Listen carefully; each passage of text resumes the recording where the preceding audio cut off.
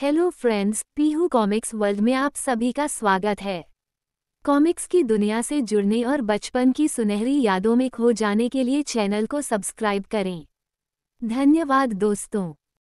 आइए दोस्तों, राज कॉमिक्स में पढ़ते हैं सुपर कमांडो ध्रुव का एक और सनसनीखेज भाग, जिसका नाम है किरगी का कहर और जिसके लेखक हैं अनुपम सिन्हा जी। राजनगर में जब भी रात जवान होती है, शहर के विभिन्न माफिया गैंगों के गुंडे शिकार की तलाश में अपने अपने अड्डों से बाहर निकल आते हैं और तभी वातावरण में गूंज उठती है एक गड़गड़ाहट, एक स्पेशल मोटरसाइकिल की आवाज़, जिसे सुनकर हर अपराधी का खून सूख जाता है। समझदार तुरंत वापस अपने अड्डे में घुस जाते हैं और ना समझो की मंजिल होती है पुलिस स्टेशन का लॉकअप और फिर जेल। यह कहानी अनगिनत रातों से दोहराई जा रही है और तब तक दोहराई जाती रहेगी जब तक राजनगर की रखवाली करता रहेगा उसका अद्भुत रक्षक सुपर कमांडो ध्रुव। लेकिन अपराध के कई रूप होते हैं और अपराध करने के कई कारण। उनमें से एक कारण राजनगर की सीमा से लगे घने जंगलों में स्थित एक प्राचीन कुटी के अंदर है, जिस कुटी में हजारों वर्ष पहले ऋषि मुनि ज्ञान की खोज किया करते थे और उस ज्ञान को कष्ट पात्रों पर दर्ज किया करते थे। आज शायद कोई इन्हीं कष्ट पात्रों की तलाश में यहाँ पर आया है। प्राचीन कष्ट पात्र, कहीं ये कष्ट पात्र पुराणों का वही खोया हिस्सा तो नहीं है जिसकी मुझे तलाश है। देखूं क्या लिखा है इस पर। रक्ष जाति एवं देव जाति के मध्य युद्ध और घमासान हुआ, परंतु देवताओं का पलड़ा धीरे धीरे भारी होता जा रहा था। रक्षों अर्थात राक्षसों की मायावी शक्ति कम हो रही थी। उनको मायावी शक्ति पुनः प्राप्त करने के लिए शक्ति के स्रोत लाल हीरे की आवश्यकता थी, जो पूर्वांचल के सम्राट शाहसूक के पास था। राक्षसों से हमले का खतरा बढ़ जाने पर शाहसूक ने उस शक्ति कुंज लाल हीरे को देवों के हाथ में सौंप देने का निर्णय लिया। यह कहानी तो मैं खुद भी जानता हूँ, देखूं कि इसमें आगे काम की क्या बात लिखी है या नहीं लिखी है। देवों ने लाल हीरे को पूर्वी हिमालय पर स्थित कलिपा मठ में स्थापित कर दिया और अमर योद्धा निंजा किरगी को उसका रक्षक नियुक्त कर दिया। फिर देवों ने मठ को उस महा ऊर्जा से ढक दिया जो केवल राक्षसों के लिए ही घातक थी। कुछ राक्षसों ने मठ में घुसने का प्रयत्न भी किया, परंतु महा ऊर्जा के कवच ने उनको जलाकर भस्म कर दिया। राक्षसों के पास अब मायावी शक्ति प्राप्त करने का बस मेरा काम हो गया। मेरी सैकड़ों वर्षों की तलाश पूरी हुई। मुझे उस शक्ति स्रोत का पता चल गया है जो रक्ष जाति को एक बार फिर ब्रह्मांड पर राज कराएगा। रक्षराज चंडाल की जय। हा। राजनगर में माफिया बॉसों ने एक आपातकालीन बैठक बुलाई हुई थी। सुपर कमांडो ध्रुव, इस शैतान ने हमको दाने दाने के लिए मोहताज कर दिया है। हमारे धंधे बंद हो गए हैं, हमारे लगभग सारे आदमी जेल में सड़ रहे हैं और उसको ख़त्म करने के हमारे सभी प्रयास बेकार हो चुके हैं। फरारी, अब आखिर ध्रुव को रास्ते से कैसे हटाया जाएगा? उसको मैं तुम लोगों के रास्ते से हटा दूंगा। यह क्या हो रहा है? कौन बोल रहा है? मैं बोल रहा हूँ। माफिया सरदारों, मांत्रिकों का सरदार तांत्रिक चंडकाल और सभी जादुई शक्तियों का स्वामी भी। चंडकाल तांत्रिक जादू, हा। ऐसे जादूगरों के स्टेज तो मैंने बहुत देखे हैं।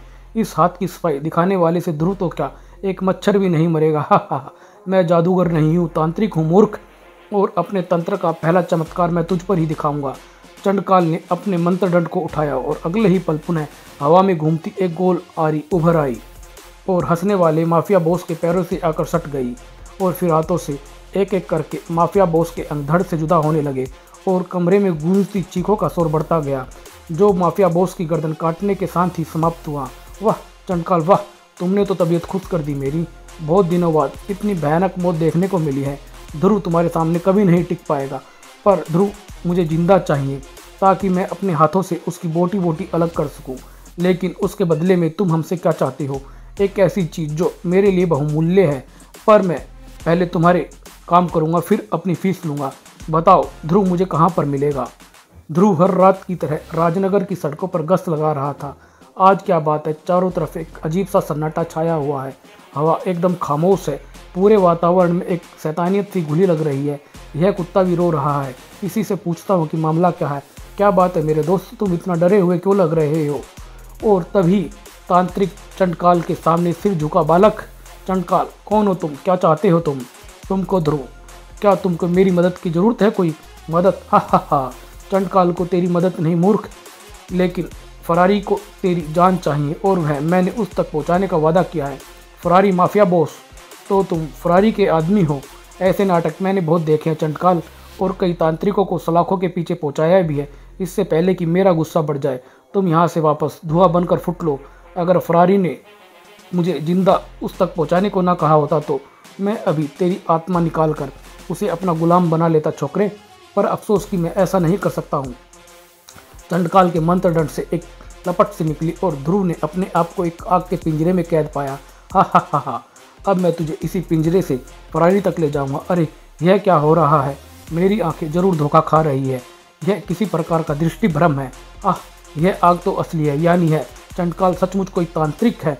मैं गोली बारूद से तो निपट सकता हूँ, पर तंत्र मंत्र से टक्कर कैसे ली जा सकती है? मिल गया जवाब। तंत्रकाल अपने तांत्रिक वार मंत्र दंड के जरिए कर रहा है, यानी अगर यह दंड नष्ट कर दिया जाए तो यह पिंजरा भी गायब हो जाना चाहिए। और यह काम करने के लिए मेरा एक दोस्त यहाँ पर मौजूद है। अगले पल ध्रुव के गले से गुरगुराहट उभरी और भयभीत कुत्ता अपना सारा भय भूलकर चंडकाल के हाथ पर झपट पड़ा। इस अचानक हुए घटना से चकित होकर चंडकाल के हाथों से मंत्रदंड छूट कर नीचे जा गिरा और मंत्रदंड से चंडकाल का मानसिक संपर्क भी टूट गया था। साथ ही साथ ध्रुव को कैद में रखने वाला आग का पिंजरा भी गायब होने लगा। मेरा ख्याल सही निकला। अब इससे पहले कि चंडकाल वापस अपने मंत्रदंड तक पहुंच सके, मैं इस तक पहुंचकर इसको नष्ट कर दूंगा। अच्छा, तो तुम समझते हो कि मेरा मंत्रदंड तुम अपने पास रख सकते हो। मेरे मंत्रदंड को दुनिया की कोई भी ताकत रोक नहीं सकती है ध्रुव। ओह, यह मंत्रदंड तो सचमुच चंद्रकाल की तरफ खिंच रहा है। अगर मंत्रदंड इसके हाथों में वापस पहुंच गया तो फिर मेरी हार निश्चित है। इसलिए चंडकाल का ध्यान एक बार फिर बटाना होगा। सटीक निशाना था ध्रुव का। पत्थर सिर से टकराते ही चंडकाल का दिमाग पल भर के लिए अंधकार में डूब गया। मंत्रदंड से इसका मानसिक संपर्क दोबारा टूट गया है और उसी पल ध्रुव ने आश्चर्यजनक शक्ति दिखाते हुए मंत्रदंड के 2 टुकड़े कर दिए। नहीं मूर्ख, यह तूने क्या किया? तूने मेरी वर्षों की तांत्रिक साधना के बाद प्राप्त हुए मंत्रदंड को नष्ट कर दिया है। अब मैं तुझे जिंदा नहीं छोड़ूंगा। चंद्रकाल की दहकती आंखें ध्रुव की आंखों से टकराई और ध्रुव का पूरा बदन जड़ हो गया। यह मुझे सम्मोहित कर रहा है। मुझे इसके सम्मोहन की पकड़ से बाहर निकलना होगा, वरना मेरी आंखें हमेशा के लिए बंद हो जाएगी। इस वक्त मेरे दिमाग को एक ऐसा तेज झटका चाहिए जो मुझे चंद्रकाल के सम्मोहन से आज़ाद करा दे। अब तू हिल भी नहीं सकता है दुष्ट लड़के। मैं अपने मंत्रदंड के टूटने का बदला तेरे लहू की एक एक बूंद पी कर लूँगा। अब मुझे यह रोड क्रॉसिंग इंडिकेटर ही बचा सकता है। मेरा दिमाग धीरे धीरे शून्य हो रहा है। आश्चर्यजनक, तुम अब भी अपना हाथ जरा सा हिला सकते हो। कमाल की इच्छा शक्ति है तुम में, पर अब यह तुम्हारी कोई मदद नहीं कर सकता है। ध्रुव ने एक झटके से तार को बाहर खींच लिया। तारों के एक हल्के से स्पर्श से ध्रुव के पूरे बदन में बिजली का एक झटका दौड़ गया और ध्रुव का दिमाग तथा शरीर दोनों ही चंडकाल के सम्मोहिनी शिकंजे से आज़ाद हो गए थे। फिर ध्रुव ने चंडकाल को संभलने का मौका नहीं दिया। यह सम्मोहन का जादू अपने आँखों से करता है, इसलिए सबसे पहले इसकी आंखों का ही इलाज करना पड़ेगा मुझे, और इसका तरीका मालूम है मुझे, जो कि एक मामूली है। यह हो गई इसकी आंखें बंद। अब बोलो चंडकाल, तुम कितने साल के लिए जेल जाना पसंद करोगे? मुझे ज़िंदगी में पहली बार किसी ने मात दी है लड़के। तुम्हारी शक्ति और बुद्धि सचमुच तारीफ के काबिल है, पर तुम मुझे पकड़ सको इतनी काबिलियत तुम में नहीं है। अरे यह तो धुआं बन रहा है। मैं वापस आऊँगा ध्रुव, और उस दिन तुम मुझसे बच नहीं पाओगे, क्योंकि अब की बार मैं तैयारी के साथ आऊँगा। हा हा हा। यह सब क्या था? सच था या सपना? नहीं, सच था। यह टूटा हुआ मंत्रदंड इस बात का प्रमाण है। तंत्र मंत्र पर विश्वास करने को दिल तो नहीं करता है, परंतु इस मामले की गहराई से छानबीन करनी होगी, क्योंकि ऐसे ही तांत्रिक वुडू से मैं पहले भी टकरा चुका हूँ, और फिर एडवांस एनर्जी रिसर्च सेंटर में। तंत्र मंत्र के बारे में तो मैं कुछ नहीं कह सकता ध्रुव, पर इस डंडे से एक अजीब सी ऊर्जा जरूर निकल रही है। ऊर्जा जैसे विद्युत या प्रकाश ऊर्जा नहीं, यह ऊर्जा वैसी नहीं है। इस प्रकार की आश्चर्यजनक ऊर्जा के बारे में मैंने ना तो कभी कुछ सुना है और ना ही पढ़ा है, और तुम तो जानते ही हो कि मैं दुनिया भर के कई देशों में काम कर चुका हूँ। मेरे ख्याल से इस ऊर्जा के बारे में जानने वाला कम से कम पृथ्वी पर तो नहीं मिलेगा। अगर पृथ्वी पर नहीं तो पृथ्वी के अंदर मिलेगा प्रोफेसर, पृथ्वी के अंदर। लगता है लड़के का दिमाग सटक गया है, पर ध्रुव जो सोच रहा था वह जानकर प्रोफेसर का दिमाग सनक जाता। अगर हमारा विज्ञान मेरी मदद नहीं कर सकता तो मुझे स्वर्ण नगरी जाना ही होगा। समुद्र के तल में बसी स्वर्ण नगरी, जिनका विज्ञान हमारे विज्ञान से लाखों वर्ष आगे है। और फिर फरारी के अड्डे पर तुम्हारा मंत्रदंड भी कुछ काम नहीं बिगाड़ पाया उसका। नहीं, उल्टे उसने मेरा दुर्लभ मंत्रदंड तोड़ दिया है और बगैर मंत्रदंड के मैं अपनी तांत्रिक शक्तियों का वार किसी पर नहीं कर सकता हूँ। वह कैसे चंडकाल? यूँ समझ लो कि तांत्रिक शक्तियाँ गोली है और मंत्रदंड बंदूक। बिना बंदूक के गोलियाँ नहीं चल सकती है, पर वैसा मंत्रदंड तो दोबारा बना सकता हूँ, पर इसके लिए मुझे वर्षों तक कठिन तांत्रिक साधना करनी होगी। ध्रुव का मेरे रास्ते से हटना बहुत जरूरी है। क्या ऐसा कोई रास्ता नहीं जिससे तुम्हारी शक्तियाँ तुरंत वापस आ जाए? है अगर मुझे पूर्वी हिमालय के एक मठ में रखा हुआ एक सासुंग का लाल हीरा मिल जाए जो मेरी शक्तियाँ तुरंत वापस ला सकती है, सच, फिर तुम ध्रुव को मार दोगे? तुम मुझे उस मठ का पता बताओ, मैं तुमको वह लाल हीरा ला कर दूंगा। मान गया मूर्ख, मेरा सारा नाटक कामयाब रहा। तो ध्यान से सुनो फरारी। और थोड़ी ही देर बाद फरारी काठमांडू के माफिया चीफ रोहिकारा से बात कर रहा था। यस बिग बॉस, आपका गुलाम सब समझ गया, अब आप निश्चिंत हो जाइए। हीरा कुछ घंटों बाद आपके हाथ में होगा। सब ठीक से समझ गए ना रोहिकारा? चंडकाल का यह नाटक काफ़ी महंगे पड़ने वाला था क्योंकि ध्रुव ने अपनी छानबीन शुरू कर दी थी। वाह, आज तो डॉल्फिन आधी सिटी में ही आ गई है। कैसे हो दोस्त?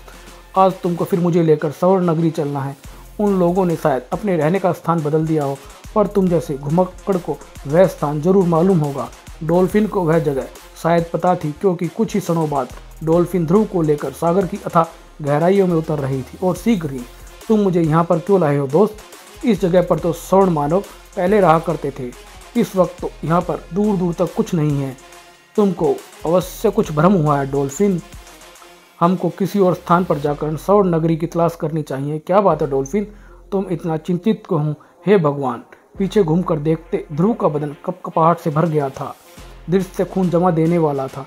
हत्यारी सार्कों का पूरा एक झुंड यह हमारी तरफ ही आ रहा है और मेरे पास मंत्रदंड के इस टूटे टुकड़े के अलावा और कोई हथियार भी नहीं है।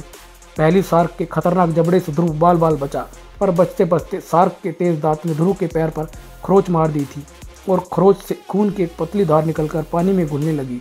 और सार्कों को और खुखार बना देने के लिए खून की इतनी सी महक ही काफ़ी थी। इनको मेरे खून की गंध मिल गई है। अब ये जब तक मेरा लंच नहीं कर लेती तब तक ये मुझ पर हमला करती रहेंगी। किसी तरह से इनका ध्यान बटाना ही होगा मुझे।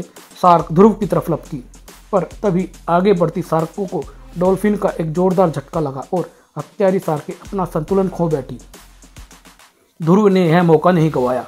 सार्कों के पेट की खाल मुलायम होती है, डंडे का नोकीला सिरा इस खाल में कम से कम एक गहरी खरोच तो मार ही सकता है और इस खरोच से निकला खून बाकी सार्कों को इस सार्क की तरफ आकर्षित कर लेगा और वे मुझे भूल जाएंगी। पर तभी आश्चर्य हुआ, अरे यह लकड़ी का डंडा तो सार्क के पेट में ऐसे घुस गया जैसे मक्खन में गर्म छुरी होती है और एक हल्के से झटके से उसका पेट काटता चला जा रहा है। यह डंडा सचमुच मामूली लकड़ी का टुकड़ा नहीं है।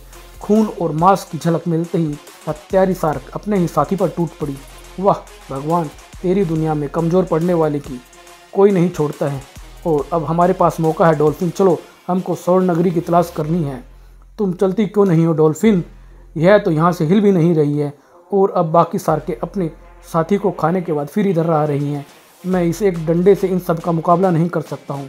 कई भयावह जबड़े ध्रुव को चबा जाने के लिए एक साथ आगे लपके, पर उसी पल अरे एकाएक सारा पानी बर्फ में बदल गया है और सारी सार्कें इसमें कैद हो गई। पर कैसे? हमारी शीत किरणों के लिए यह एक मामूली सा काम है ध्रुव। धनंजय, तुमने मुझे कैसे ढूंढा? मैंने नहीं बल्कि तुमने मुझे ढूंढ लिया है। इस वक्त तुम स्वर्ण नगरी के बाहर खड़े हो ध्रुव, पर स्वर्ण नगरी तो मुझे कहीं नज़र नहीं आ रही है। अभी दिखा देता हूँ मैं तुमको, देखो। धनंजय के हाथ उठते ही ध्रुव की आंखों के सामने सोने की एक विशाल नगरी प्रकट हो गई थी। स्वर्ण नगरी अपनी पुरानी जगह पर रही है ध्रुव, परंतु अब हम अपनी नगरी को अदृश्य किरणों से ढक कर रखते हैं ताकि ग्रैंड मास्टर रोबो जैसे लोग दोबारा हम तक ना पहुंच पाए। पर डॉल्फिन ने इस अदृश्य नगरी को कैसे ढूंढ लिया? हमारी अदृश्य किरणें सिर्फ मानवों की आंखों पर ही असर करती हैं, क्योंकि हमको खतरा सिर्फ मानवों से ही है, इन समुद्री जीवों से नहीं है।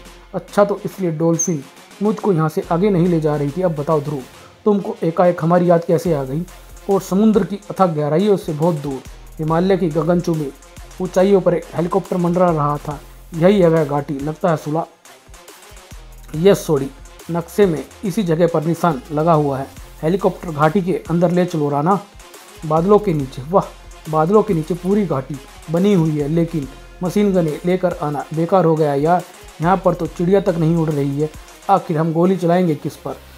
सुलह की गोलियां चलाने की इच्छा जल्द ही पूरी होने वाली थी, क्योंकि उनका उतरना अनदेखा नहीं रह गया था। उनको देख रहा था हिम मानव येतियों का राजकुमार शक्तिवान जिंगालू उड़नयान। यहाँ पर इस पवित्र स्थान पर कोई उड़नयान पहली बार आया है, पर इनके इरादे नेक है या नहीं, यह जानने के लिए मुझे उन पर नज़र रखनी ही पड़ेगी। सोडी, यह देख एक प्राचीन इमारत, यह वही मठ होना चाहिए जिसके अंदर लाल हीरा रखा हुआ है। राणा, हेलीकॉप्टर यहीं उतार दो। और जल्द ही राणा को हेलीकॉप्टर में ही छोड़कर सुलह और सोडी अंधेरे मठ में घुस रहे थे और अंदर रखा था सुलह। वह देखो लाल हीरा, ओह इससे तो तेज रोशनी की किरणें फूट रही हैं। सुलह, देखो यहाँ पर क्या लिखा है, तुमको तो यहाँ की भाषा आती है। लिखा है यहाँ पर, कालजयी अमर निंजा किर्गी अपनी योगिक साधना में लीन है। लाल हीरा उसकी साधना का केंद्र है।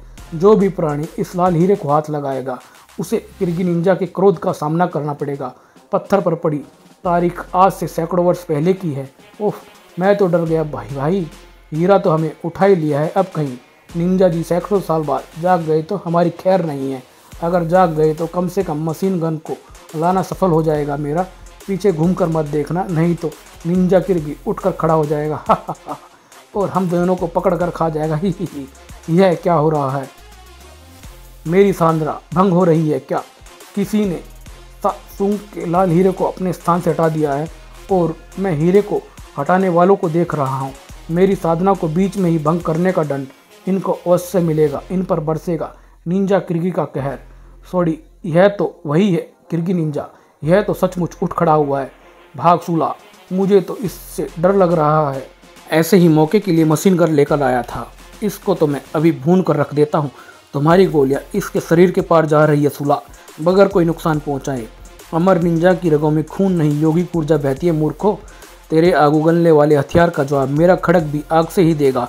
आई, इसकी तलवार से तो भयंकर आग की लपट निकल रही है। भागो, मैं तो पहले ही भागने को कह रहा था, तुम मुझसे बचकर भाग नहीं सकते हो। किर्गी का खड़ग हवा में लपका और कई फुट मोटे पत्थर की दीवार को कागज के लिफाफे की तरह काटता चला गया। चट्टानों के नीचे गिरकर मठ के दरवाजे बंद हो गए थे, पर सुलह और सोडी उससे पहले ही दरवाजा पार कर चुके थे। यह तो बहुत खतरनाक है, घबराओ मत, वह इन चट्टानों को हटाकर कभी बाहर नहीं निकल पाएगा। इस हीरे को तो रोईकारा करोड़ों का बेचेगा। यह हीरा बेचने के लिए नहीं है, इस हीरे को राजनगर के माफिया बॉस फरारी ने मंगवाया। सुलह, इस हीरे के जरिए वह ध्रुव को खत्म करना चाहता है। तो ये दोनों दुष्ट मठ से लाल हीरा लेकर भाग रहे हैं और इस लाल हीरे से किसी प्रकार ध्रुव की जान ली जाएगी। जिंगालू इन दोनों इन मंसूबों को पूरा नहीं होने देगा। एक ही छलांग में जिंगालू हेलीकॉप्टर और सुलह सोडी के बीच में अखड़ा हुआ। अब ये क्या मुसीबत आ गई है पता नहीं, पर इसको तो मैं अभी मशीन गन से हटा देता हूँ। मशीन गन तड़तड़ाई और साथ ही साथ जिंगालू का हाथ भी फुर्ती से घुमा। एक भी गोली जिंगालू तक नहीं पहुँच पाई थी, क्योंकि सारी गोलियाँ जिंगालू की मुट्ठी में कैद थी। लो, ये रही तुम्हारी सारी गोलियाँ। यह तो बोलता भी है। अब मुझे बताओ, इस लाल हीरे और ध्रुव में क्या संबंध है? मेरा गला दब रहा है। पर तभी मठ के द्वार पर आधमका हुआ। चट्टानों के उड़ते टुकड़े जिंगालू के शरीर से जा टकराए और दोनों कैदी आज़ाद हो गए। पर भागा सिर्फ एक ही कैदी, क्योंकि सोडी बेहोश हो चुका था। जिंगालू तुरंत पीछे घुमा और आश्चर्यचकित रह गया। निंजा देव, यह विशालकाय वानर कौन है? यह भी जरूर इन दुष्टों का ही मित्र होगा, वरना यह इस घाटी में क्यों आता? और यह बीच में खड़ा होकर अपने साथियों को लाल हीरा लेकर भागने का मौका दे रहा है। मैं अभी इन दुष्टों को यमलोक पहुंचा देता हूँ।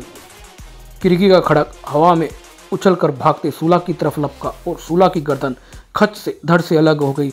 पर हवा में उछलते लाल हीरे को पायलट राणा ने लपक लिया था, परंतु जिंगालू के पास राणा को रोक पाने का कोई रास्ता नहीं था, क्योंकि हवा में घूमकर वापस आता खड़ग अब उसकी गर्दन की तरफ बढ़ रहा था। उफ, निंजा देव मुझे भी खत्म कर देना चाहते हैं। ये मुझे भी अवश्य इन चोरों का साथी समझ रहे हैं, पर ऐसी स्थिति में मुझे भी अपनी रक्षा करने का पूरा अधिकार है, फिर चाहे मेरा प्रतिद्वंदी देव ही क्यों ना हो या देवता हो। अच्छा, तो तू मुझे चुनौती देने का साहस कर रहा है वानर? अब किर्गी भी तुझसे अपने खड़ग के बिना ही निपटेगा। संभाल मेरे वार को वानर। टनों भारी विशाल शिला जिंगालू की ओर लपकी और जिंगालू की मुठ्ठियाँ कस गई थी।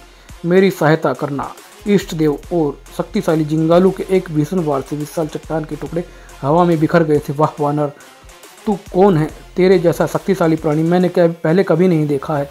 मैं आपका सेवक हिम मानव यतियों का राजकुमार जिंगालू हूँ निंजा देव। हम सदियों से हिमालय पर रहते हैं, आपकी आराधना करते आए हैं। सदियों से यानी मुझे साधना में बैठे हुए कई सौ साल बीत गए हैं। हाँ निंजा देव, हम मठ की दीवारों पर बने आपके चित्र और लाल हीरे को सदियों से पूज रहे हैं। अगर तुम उन दुष्टों के साथी नहीं हो तो उनको लाल हीरे के बारे में पता कैसे चला? यह तो इससे पता चल जाएगा निंजा देव। बोल, हीरे के बारे में तुमको किसने बताया था? क्यों चाहिए था वह हीरा तुमको? उफ, उन दोनों ने आपस में लंडा बंद करके सोडी को पकड़ लिया है। सोडी अब सब कुछ उगल देगा। बोल, क्यों चाहिए था वह हीरा तुझे? हीरा ध्रुव को खत्म उड़नयान से किसी ने इसको गोली मारकर खत्म कर दिया है। गोली उड़नयान? इन कुछ सदियों में दुनिया काफ़ी बदल गई है। मुझे लाल हीरा कहीं नज़र नहीं आ रहा है। वह अवश्य उस उड़नयान में ही है और अब तो यान बादलों में ओझल हो चुका है। पर मेरी यौगिक शक्तियों से ओझल नहीं हुआ है जिंगालू। मेरी यौगिक शक्तियाँ मुझे अपने आप 7 सूंघ के लाल हीरे तक ले जाएंगी और तब वह दुष्ट ध्रुव मेरे हाथों से मृत्यु को प्राप्त होगा। उफ निंजा देव, उस आदमी के मुंह से ध्रुव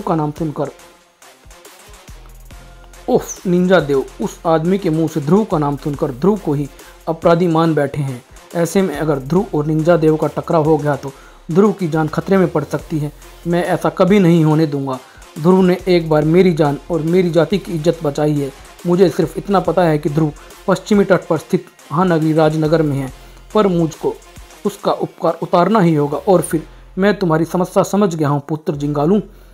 तो मुझे ध्रुव की महानगरी राजनगर तक पहुँचने का मार्ग बताइए सर्वज्ञाता।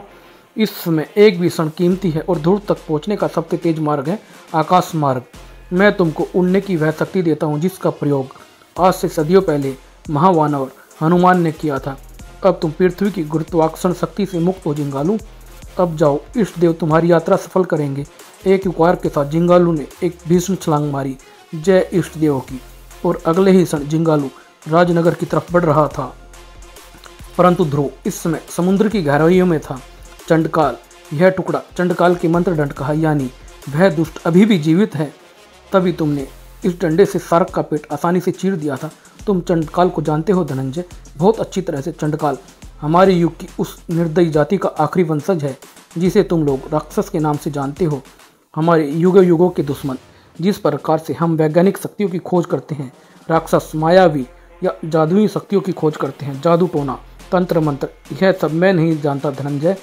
जादू भी एक प्रकार की शक्ति है ध्रुव, और यह भी उतनी असली और ताकतवर है जितनी कि हमारे वैज्ञानिक शक्ति हैं।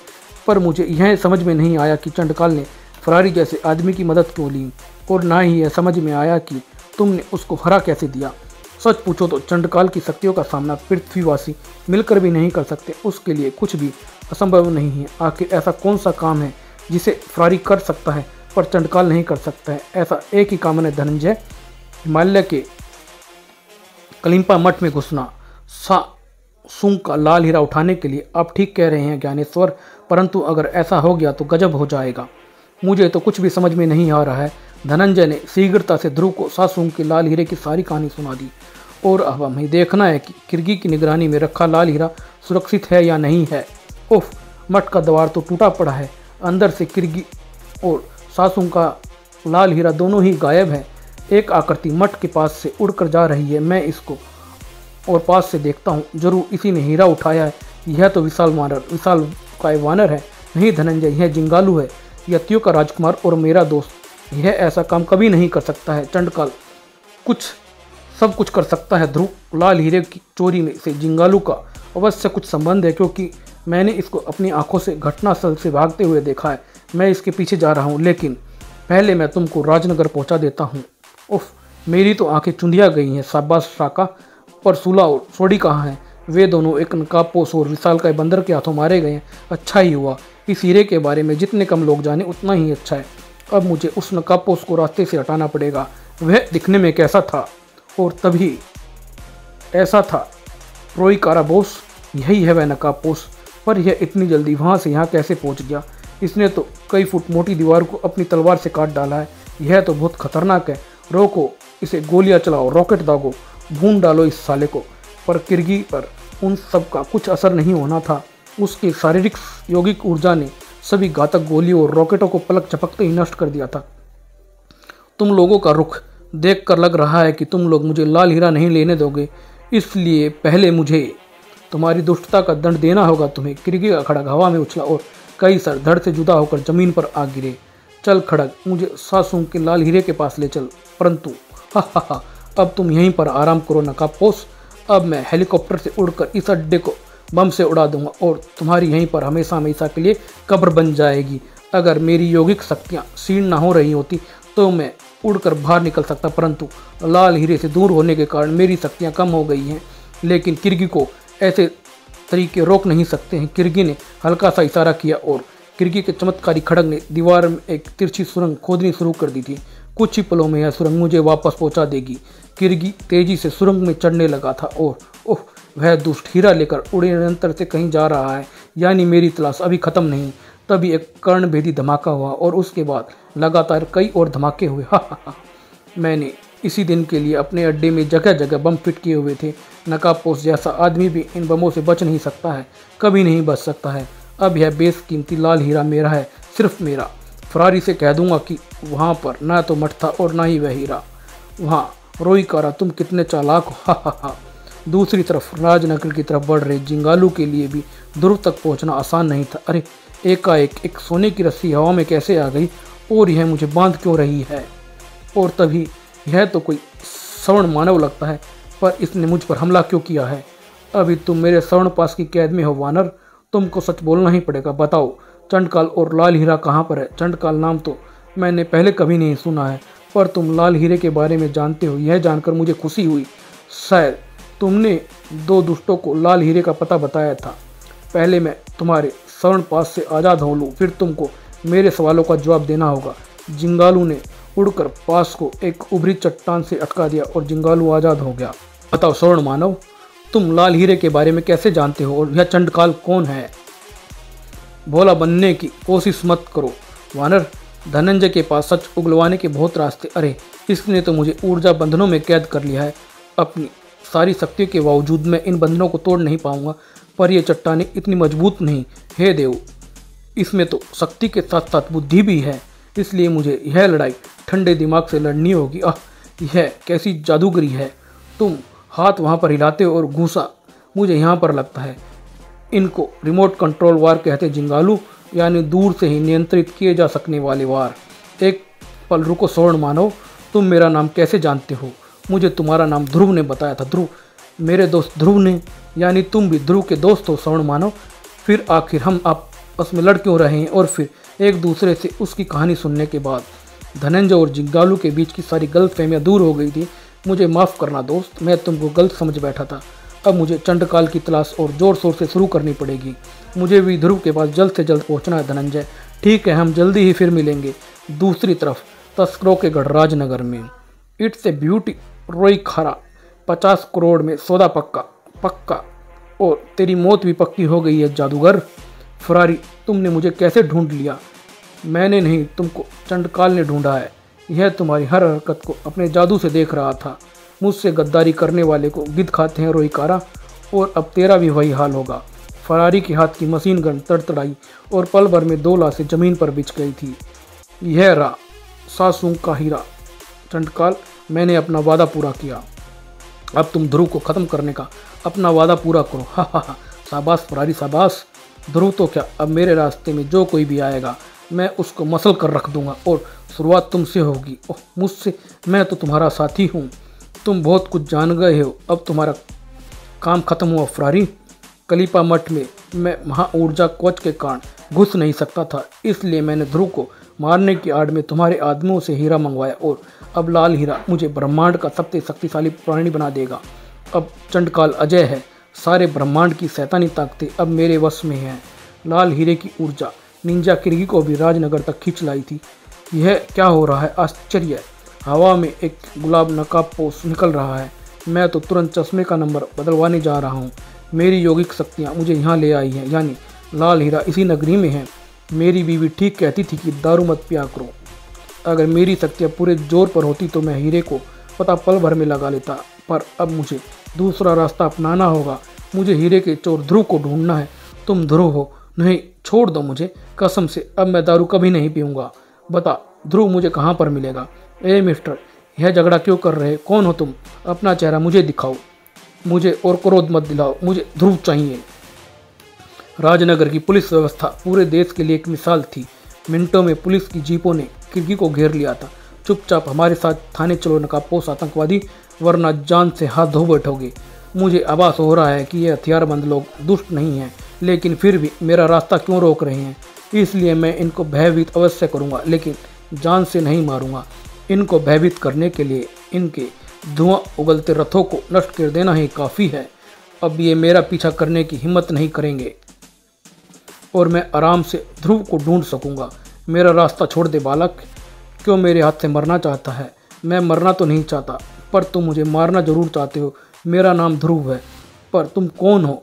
ध्रुव ने किरगी के बारे में सिर्फ सुना था, उसको देखा कभी नहीं था, इसलिए पहचानने का सवाल ही नहीं था। तू ध्रुव है? बता, सासू का लाल हीरा कहाँ है? इसने तो एक हल्के से वार से ही मेरी मोटरसाइकिल को आलू की तरह काट डाला है, और यह लाल हीरे के बारे में भी पूछ रहा है। यह सिर्फ एक ही आदमी हो सकता है, निंजा किरगी। पर यह ये क्यों समझ रहा है कि मुझे लाल हीरे के बारे में कुछ पता है और किसी गुप्त स्थान पर वाह। किरगी आखिरकार राजनगर आ ही पहुंचा और ध्रुव से उलझ गया है। अब खेल और मज़ेदार होता जा रहा है। अब मुझे अपनी साधना पूरी करने के लिए सिर्फ निंजा किरगी का सैकड़ों वर्ष वाली उम्र वाला शरीर चाहिए, और उसके बाद चंडकाल पृथ्वी पर ही नहीं सैकड़ों अन्य ग्रहों पर भी राज करेगा। अब जरा आगे का तमाशा भी देख लूँ। अभी मैं तुम्हारे साथ सिर्फ खेल रहा हूँ दुष्ट। उफ, हवा का तेज बवंडर। पर अगर तुमने मुझे जल्दी ही लाल हीरे के बारे में नहीं बताया तो मैं तुमको ख़त्म कर दूंगा। अब आग की गर्म लपट। किरगी मजाक नहीं कर रहा है, यह मुझे सचमुच मार डालने पर उतारू है। पर मैं हीरे के बारे में कुछ नहीं जानता। झूठ मत बोल। यह मेरी बात को सुनने के लिए बिल्कुल भी तैयार नहीं है, इसलिए मुझे अपनी बात सुनने के लिए इसे मजबूर करना ही पड़ेगा। सबसे पहले मुझे इसका चमत्कारी खड़ग इससे अलग करना पड़ेगा, और इसके लिए किरगी का ध्यान बटाना पड़ेगा। और तभी ध्रुव चहचहाया और तुरंत जवाब आया। अपने सैकड़ों वर्ष के जीवन में किरगी का सामना ऐसे दुश्मनों से कभी नहीं हुआ था।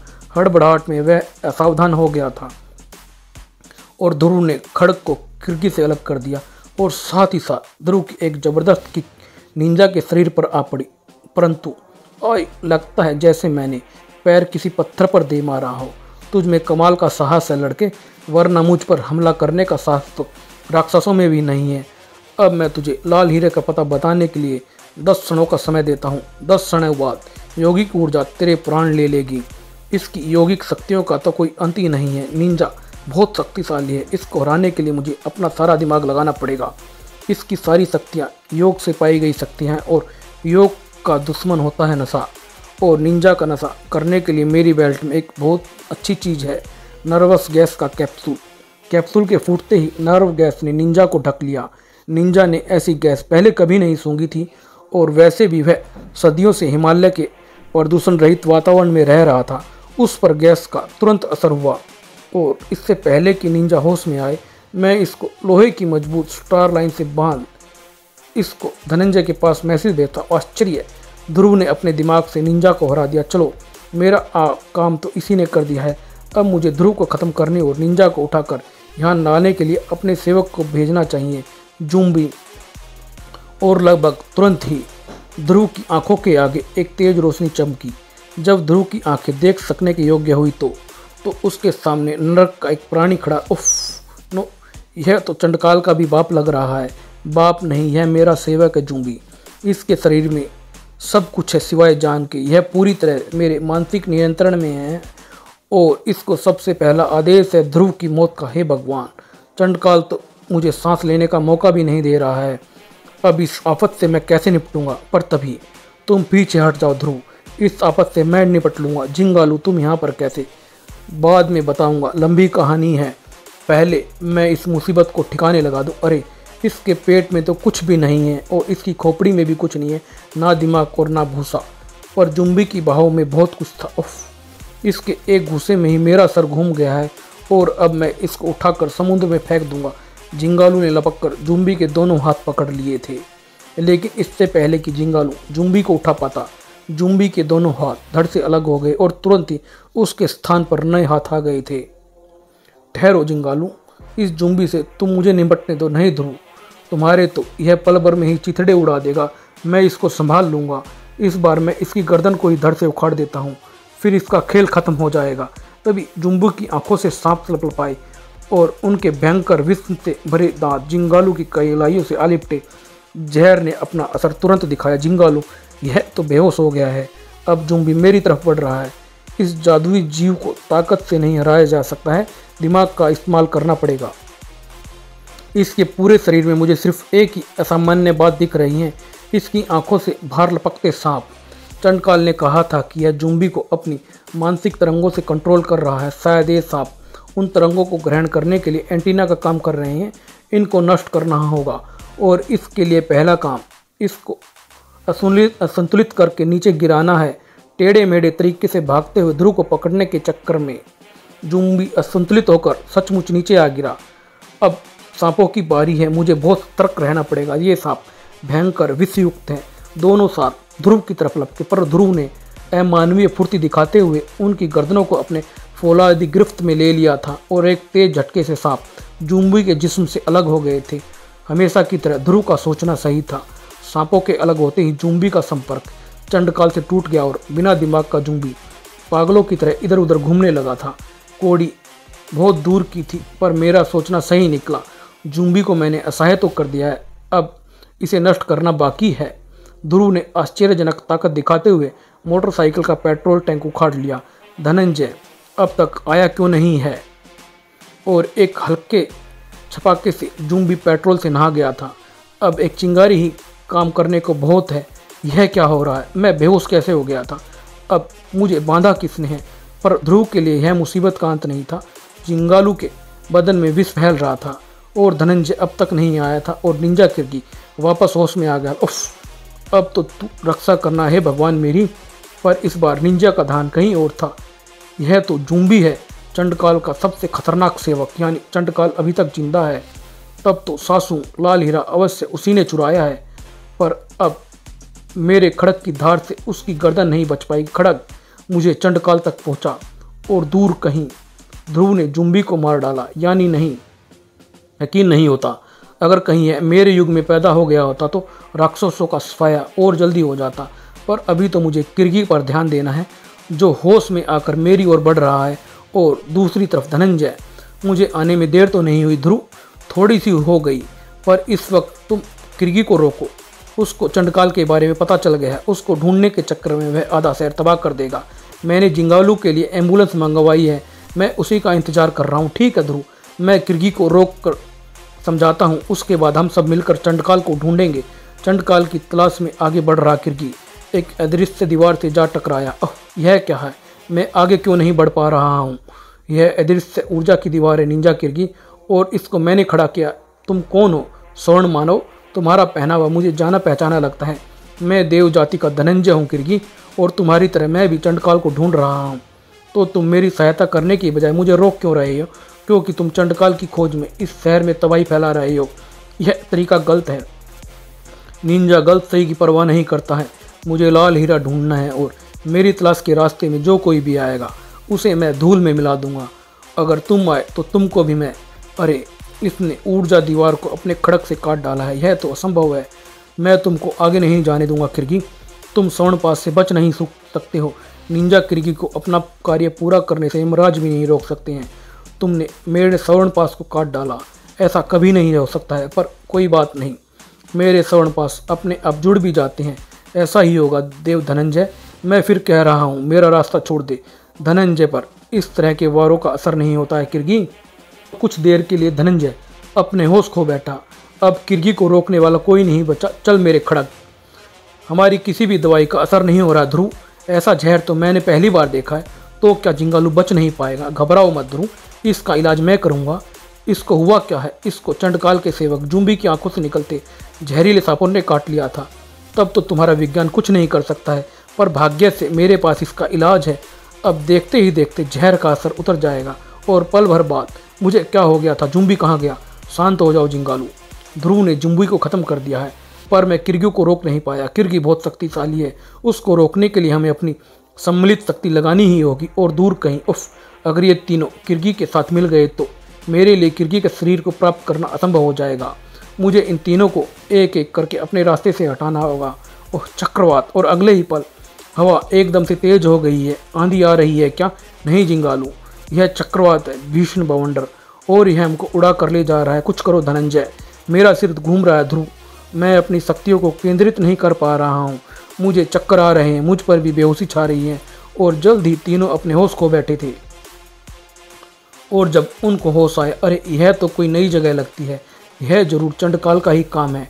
लाल हीरा पाकर उसकी जादुई शक्तियाँ बहुत बढ़ गई हैं, पर मेरे ऊर्जा द्वार के लिए हमको वापस राजनगर पहुंचा देना मामूली काम है। पर मैं ऐसा नहीं होने दूंगा। चंडकाल तुम रोक नहीं सकते हो हमें।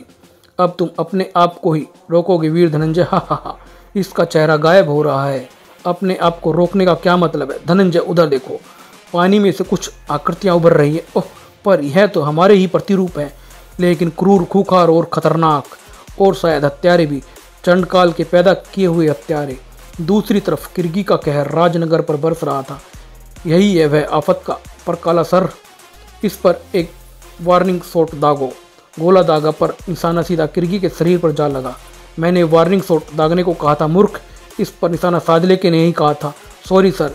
इसको देखकर मेरा हाथ डर के मारे कांप रहा था। पर इसको तो कुछ भी नहीं हुआ सर, इम्पॉसिबल। और अगले ही पर क्रोधित किर्गी का खड़ग दहक उठा और टैंक के टुकड़े हवा में उड़ने लगे। ये मूर्ख मेरा बहुमूल्य बर्बाद कर रहे हैं। मुझे अपनी योगिक शक्ति का प्रयोग करके इन सबको यहाँ से दूर भेज देना चाहिए। किर्गी ने अपना ध्यान केंद्रित किया और अगले ही पल आसपास का पूरा इलाका खाली हो गया था। शाबाश किर्गी, तुमने पिछले कई सौ सालों में महान योगिक शक्तियाँ प्राप्त कर ली है। चंडकाल, हम फिर मिल गए। मुझे सासू का लाल हीरा वापस चाहिए, और मुझे तुम्हारा शरीर चाहिए तुम्हारी जान के बगैर। दो खतरनाक शक्तियों के बीच एक भीषण टकराव शुरू होने ही वाला था, पर वहाँ से कहीं दूर एक जीने मरने का जबरदस्त संघर्ष पहले ही चल रहा था। लगता है जैसे कि मैं अपने आप से ही लड़ रहा हूँ। चंडकाल के बनाए प्रतिरूप सिर्फ शकल में ही नहीं बल्कि ताकत में भी हमारे जैसे ही हैं। यह अपनी ताकत का जानलेवा प्रयोग कर रहे हैं। इसमें शक्ति तो मेरे बराबर ही है, पर इसके नौकीले नाखून और जुनून ने इसकी शक्तियों को बढ़ा दिया है। मेरे प्रतिरूप के पास मेरे जैसी शक्तियाँ और स्वर्ण पास है, पर ये उन शक्तियों का वह घातक प्रयोग कर रहा है जिसका मैं आदी नहीं हूँ। यह तो मेरी आंखें नोचने के लिए बेताब हो रहा है, और अगर इसके पैने पंजे मेरी आंखें छू भी गए तो मुझे होंदा होते देर नहीं लगेगी।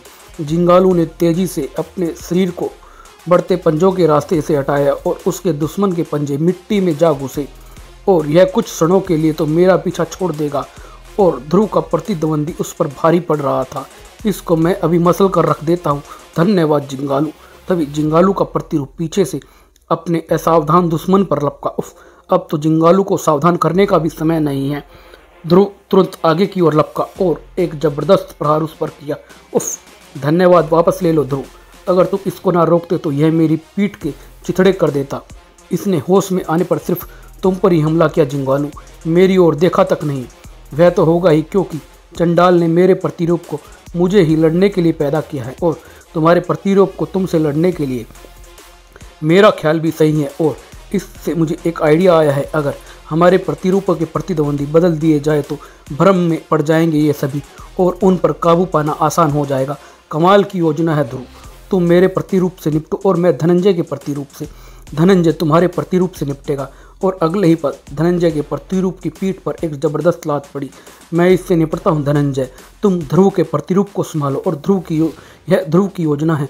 अगर यह ध्रुव की योजना है तो फिर मुझे कुछ नहीं सोचना है, परंतु इस पर भी काबू पाना आसान नहीं होगा, क्योंकि यह ध्रुव का प्रतिरूप और ध्रुव मुझको एक बार पहले भी मात दे चुका है। सबसे खतरनाक मुकाबला ध्रुव और जिंगालू के डुप्लीकेट के बीच में था, क्योंकि दोनों की ताकत में बहुत ज़्यादा अंतर था। एकदम से मुझे अपना आइडिया बहुत ख़राब लग रहा है। अब तक मैं जुपिटर सर्कस में सीखी गई सभी कलाबाजियों का इस्तेमाल कर चुका हूँ। पर अब क्या, हे भगवान, मुझे इसका घूसा जरा सा भी और ज़ोर से लगा होता तो मैं सैकड़ों फीट नीचे घाटी में गिर गया होता। विचित्र स्थान है, इधर सागर और उधर घाटी, पर इस घाटी ने मुझको बचने का रास्ता सुझा दिया है। सबसे पहले यह इंतजाम करना पड़ेगा कि यह जादुई मूर्ख यह ना देख सके कि यह कहाँ जा रहा है, और यह काम आग के पौधे का फल करेंगे, जिनका रस आँखों में जाते ही तेज जलन पैदा करता है और आँखें फोड़ भी देता है। विषाक्त रस की तेज धारें अपने निशाने पर जा लगी और एक तेज चीख से वातावरण गूंज उठा। अब यह गुस्से में भरकर मेरी तरफ लपकेगा। इधर इधर, मैं इधर हूँ यहाँ पर, और अब इसकी थोड़ी सी मदद कर दी जाए ताकि यह सीधा घाटी में जा गिरे। उम्मीद है कि यह जिगालू की तरह उड़ नहीं पाता होगा। ध्रुव का ख्याल हमेशा की तरह एक बार फिर सही था। चूंकि उड़ पाना जिंगालू की सामान्य शक्ति नहीं थी, इसलिए चंडकाल उसकी नकल नहीं कर पाया था। नंबर दुश्मन खत्म हो गया है। इसी दौरान यह मुझे सामने पाकर सचमुच भ्रम में पड़ गया है। अब मुझे इस मौके का फ़ायदा उठाना चाहिए। जिगालू के वज्र जैसे घूंसे जमीन से टकराए और पूरी जमीन कांप उठी। धनंजय का प्रतिरूप भी लड़खड़ा कर नीचे आ गिरा और उसी पर जिगालू ने एक पेड़ को जमीन से उखाड़ दिया। मानो भारी पेड़ के एक भीषण धक्के से प्रतिरूप के सारे हथियार चूर चूर हो गए थे। लेकिन अभी उसका कटीला स्वर्ण पास उसके पास था। उफ, इसने मुझे अपने स्वर्ण पास में जकड़ लिया है। मैं अभी एक झटके से पास को उसके हाथों से छुड़ा देता हूँ। उफ, यह तो गोंद की तरह खिंचता चला जा रहा है और मेरे शरीर पर इसका कसाव भी बढ़ता जा रहा है और फिर स्वर्ण पास का कटीला घेरा छोटा होने लगता है। परंतु स्वर्ण पास के खिंचाव ने मुझको यह उपाय सुझा दिया कि जिससे मैं इस खलनायक को मात दे सकता हूँ। इससे पहले कि यह मुझे रुकने का आदेश दे, मैं हवा में उड़ चलता हूँ और साथ ही साथ यह प्रतिरूप भी एक भीषण छलांग के साथ जिगालू सैकड़ों फुट ऊपर हवा में उछल गया। स्वर्ण पास और रबड़ बैंड की तरह लंबा खिंचता चला गया था और फिर जिगालू एकदम से हवा में रुका और रबड़ बैंड की तरह खिंचा हुआ स्वर्ण पास वापस सिपटने लगा और धनंजय का प्रतिरूप कई मील प्रति घंटे की रफ्तार से जिगालू के वज्र जैसे कड़े शरीर से जा टकराया। नतीजा सिर्फ एक ही हो सकता था, बेहोश की दुनिया की सैर। इसके बेहोश होते ही स्वर्ण पास पर से इसका नियंत्रण खत्म हो गया है। अब मैं इससे बाहर निकल सकता हूँ और अब मैं इसको स्वर्ण पास का नया इस्तेमाल दिखाऊंगा।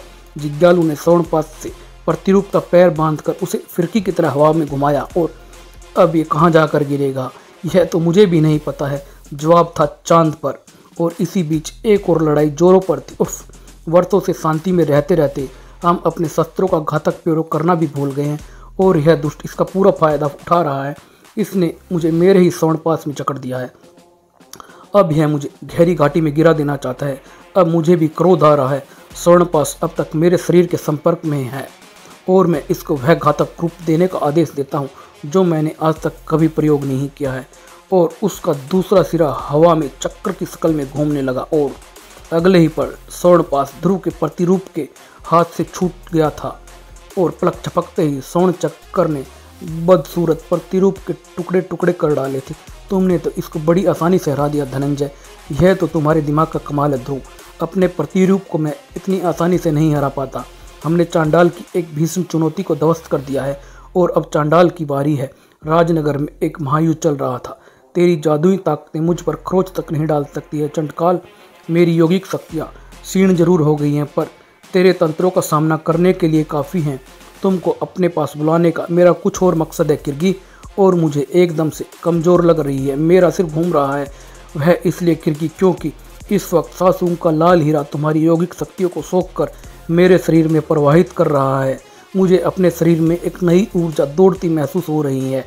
अब मेरे पास ब्रह्मांड की सारी जादुई और यौगिक शक्तियां हैं। अब चंडकाल अजय है। राक्षस जाति एक बार फिर ब्रह्मांड पर राज करेगी। इसी वक्त ध्रुव, धनंजय और जिंगालू घटनास्थल पर पहुंचे। हे ईश्वर, चंडकाल ने किरगी की सारी यौगिक शक्तियों को अपने शरीर में सोख लिया है। अब स्वर्ण नगरी तो क्या, पूरा ब्रह्मांड भी मिलकर इसका मुकाबला नहीं कर सकता है। क्या इसको रोकने का कोई उपाय नहीं है धनंजय? अगर चंडकाल के हाथ से लाल हीरे वाला मंत्र डंड निकल जाए तो मैं कुछ कोशिश कर सकता हूँ। तुम दोनों यहीं रुककर चंडकाल पर निगाह रखो। मैं अभी आया। अपना प्लान मैं आने के बाद समझाऊंगा। पर अब जिसका सामना पूरा ब्रह्मांड नहीं कर सकता उसका मुकाबला ध्रुव कैसे करेगा? ध्रुव के पास जो विषण दिमाग और ज़बरदस्त इच्छा शक्ति है उसके सामने बड़ी सी बड़ी ताकतें भी बेकार है जिगालू। मुझे पूरा यकीन है कि ध्रुव के पास कोई ना कोई योजना तैयार है। चंडकाल अब तक इन तीनों को देख नहीं पाया था। किरगी की शक्तियाँ तो मुझे मिल गई हैं। अब इसका शरीर अपने साथ ले जाकर अपनी शक्ति साधना की तैयारी कर लूँ। मेरे रहते तुम किरगी को हाथ भी नहीं लगा सकते चंडकाल। धनंजय, तू जिंदा बच कैसे गया? पर कोई बात नहीं, अब मेरे पास इतनी शक्तियाँ हैं कि मैं पूरी देव जाति को मसल कर रख सकता हूँ। तुम बहुत गर्मी में आ गए हो चंडकाल, मैं तुमको जरा सा ठंडा कर देता हूँ। धनंजय ने शीत किरणों की मदद से चंडकाल को बर्फ में ढक दिया था। ऐसे खेलों को तो मैं बचपन में खेला करता था। एक मामूली से मंत्र से मैं गर्मी पैदा कर दूंगा और तुम्हारी बर्फ उड़न छू हो जाएगी। यह तो शुरुआत है चंडकाल। मेरा मकसद तो तुमको स्वर्ण पास में जकड़ना था, जिसकी पकड़ में से कोई छूट नहीं सकता है। तो तुम आज यह दुर्लभ दृश्य भी देख लो धनंजय।